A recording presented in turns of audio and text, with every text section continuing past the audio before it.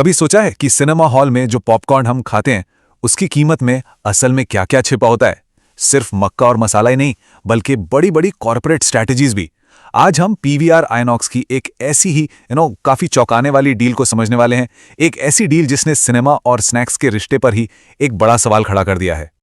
तो हुआ यूं कि एक ऐसी घोषणा हुई जो सुनने में पहली नजर में बिल्कुल अटपटी लगती है। सोचिए, एक कंपनी जो फिल्में दिखाने के लिए जानी जाती है, उसने अपने सबसे स्वादिष्ट मतलब सबसे प्रॉफिटेबल हिस्सों में से एक को ही बेच दिया। तो खबर सीधी सी है, भारत की जो सबसे बड़ी सिनेमा चेन है पीवीआर आइनॉक्स, उसने अपने प्रीमियम स्नैक बिजनेस 4700 बीसी को बेच दिया है। जी हां, वही वाले पॉपकॉर्न और स्नैक्स जो एक प्रीमियम सिनेमा एक्सपीरियंस का एक जरूरी हिस्सा बन चुके थे। और बस यही सवाल सबके मन में घूम रहा है कि आखिर क्यों?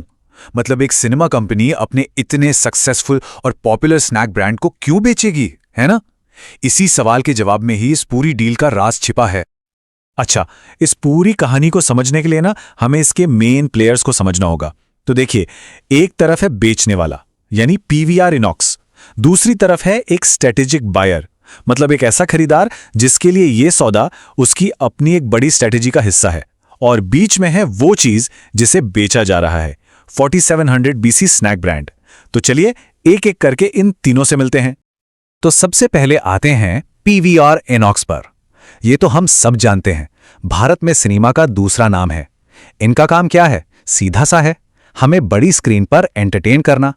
और इस कहानी में ये हैं सेलर यानी बेचने वाले। दूसरा खिलाड़ी है मारिको। ये इस डील में है स्ट्रेटेजिक बायर। मारिको एक बहुत बड़ी एफएमसीजी कंपनी है, मतलब तेल, साबुन, इस तरह के रोजमर्रा के सामान बनाती है। अब जरा सोचिए, एक तेल साबुन बनाने वाली कंपनी पॉपकॉर्न क्यों खरीद रही है? बड़ा इंटरेस्टिंग सवाल है ना? इस पर हम वापस जरूर आएंगे। और अब आते हैं तीसरे और सबसे अहम किरदार पर, 4700 बीसी। ये वही प्रीमियम स्नैकिंग ब्रांड है जिसे पीवीआर आइनॉक्स ने बेचा है। इनके पॉपकॉर्न और दूसरे स्नैक्स काफी मशहूर हैं। ठीक है, तो अब जब हम तीनों प्लेयर्स को जान गए हैं, तो चलिए अपने मेन सवाल पे वापस आते हैं। पीवीआर आइनॉक्स ने आखिर अपने इतने सक्सेसफुल स्नैक ब्रांड को बेचने का फैसला किया ही क्यों? तो देखिए, इसका जवाब ना दो हिस्सों में है, और दोनों ही कॉर्पोरेट स्ट्रैटेजी के हिसाब से काफी दिलचस्प हैं। पहला कारण तो है कर्ज कम करना, मतलब टू रिड्यूस डेट। और दूसरा, और शायद इससे भी ज्यादा जरूरी कारण है, अपने असली काम पर फोकस करना, यानी सिर्फ और सिर्फ फिल्में दिखाने पर पूरा ध्यान लगाना। कंपनी ने भी ऑफिशियली यही कहा कि यह कदम कोर सिनेमा ऑपरेशंस पर फोकस को और शार्प करने के लिए है।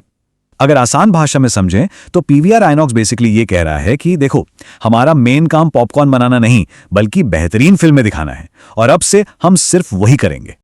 तो चलिए, वजह तो अब साफ हो गई है। अब जरा देखते हैं कि यह सौदा हुआ कैसे, मतलब इस डील की कीमत क्या थी और इसकी शर्तें क्या क्या थी। तो ये सौदा हुआ 226.8 करोड़ रुपए में, 226.8 करोड़ रुपीस।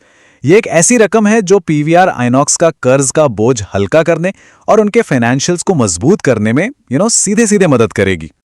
और हां, इस डील की दो और खास बातें हैं।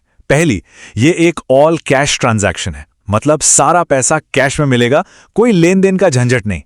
और दूसरी बात, ये पूरी प्रक्रिया सिर्फ 30 दिनों के अंदर पूरी हो जाएगी, मतलब एकदम तेज और सीधी सादी डील। तो कुल मिलाकर इस पूरी कहानी का सार क्या निकलता है? पॉपकॉर्न बेचकर पीवीआर एनआईओएक्स अब अपना पूरा ध्यान बड़ी स्क्रीन पर, अपने कोर बिजनेस पर कैसे लगाएगा? देखिए, इस एक फैसले से पीवीआर आइनॉक्स ने अपने रास्ते से एक बड़ी डिस्ट्रैक्शन हटा दी है।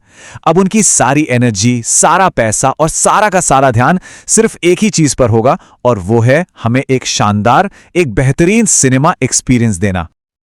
लेकिन सबसे बड़ा सवाल तो अब भी वही है, क्या कंपनी का ये नया फोकस, ये शार्प फोकस वाकई हम दर्शकों तक पहुंचेगा? क्या अगली बार जब कोई पीवीआर में फिल्म देखने जाएगा तो उसे एक बेहतर एक्सपीरियंस मिलेगा? इसका जवाब तो आने वाला वक्त ही बताएगा।